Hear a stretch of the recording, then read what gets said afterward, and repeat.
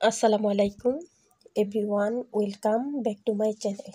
আজকে আপনাদেরকে একবারে সিম্পলভাবে পালং শাক মিষ্টি কুমড়া দিয়ে রান্না করে দেখাবো। এই তরকারিটা একেবারে নিরামিষ, খেতে কিন্তু অনেক টেস্ট হয়।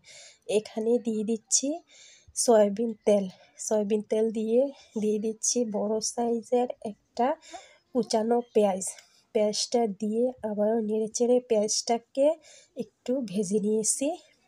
এখানে দিয়ে দিলাম 3টা শুকনো মরিচ কেটে ছোট করে দিয়েছি। আপনারা চাইলে এখানে মরিচটাকে আস্তেও দিতে পারেন। আমার কাছে মনে হয় যে একটু কেটে দিলেই মরিচটার একটু ঝাল বের হয়। আবারও দিয়ে দিলাম কাঁচামরিচটা ছিল ফ্রোজেন করা। আমি ফ্রোজেন করা কাঁচামরিচটাকে ফালি করে দিয়ে দিয়েছি এখানে 1 চা চামচ পরিমাণ রসুন বাটা দিয়ে আবারও রসুন বাটাটাকে একটু ভেজে নিচ্ছি যেন রসুনের কাঁচা গন্ধটা না থাকে। রসুন বাটা ভেজে একটু পানি দিয়ে দিচ্ছি যেন লেগে না যায়। এই পর্যায়ে আবারও রসুন বাটাটা যেন লেগে না যায় নেড়েচেড়ে দিচ্ছি।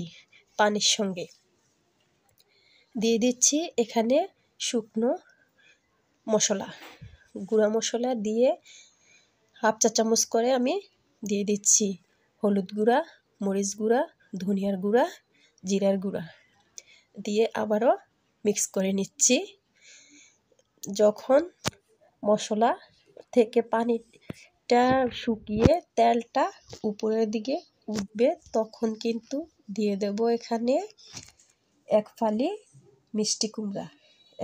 মিষ্টি কুমড়া দিয়ে আবারও মশলার সঙ্গে চুলার জালটাকে লো হিটে রেখে কষিয়ে নিচ্ছি 2-3 মিনিট কষানোর পরে যখন উপরে তেলটা ভেসে উঠেছে এ পর্যায়ে দিয়ে দিলাম ঢাকনা দিয়ে আমি রান্না করে নিয়েছি আবারও 3-4 মিনিট যেন কিছুটা সিদ্ধ হয়ে যায়।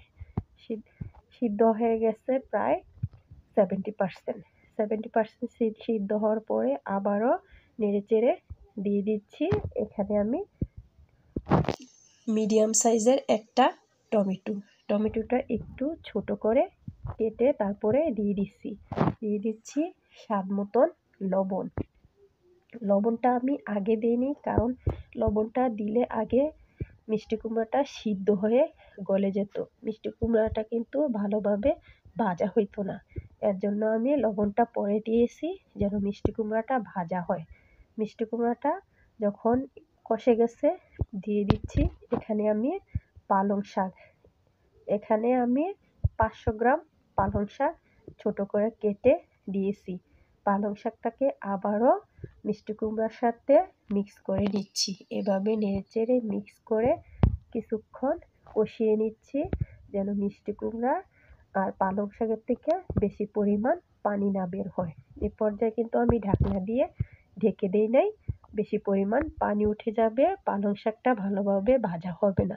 পালং শাক যখন ভালোভাবে ভাজা হয়ে গেছে দিয়ে দিচ্ছি এখানে পানি। এখানে আমি 1 কাপ পরিমাণ পানি দিয়েছি, দিয়ে ঢাকনা দিয়ে ঢেকে রান্না করছি 5-6 মিনিট রান্না করে এখানে দিয়ে দিলাম ফ্রেশ ধনিয়া পাতা কুচি দেওয়াতে কিন্তু এই তরকারির টেস্টটা দ্বিগুণ পরিমাণ বেড়ে যায়। আজকের রেসিপি যদি ভালো লাগে প্লিজ লাইক করবেন, কমেন্ট করবেন, শেয়ার করবেন। তো আজকের মতো এই পর্যন্তই। আল্লাহ হাফেজ।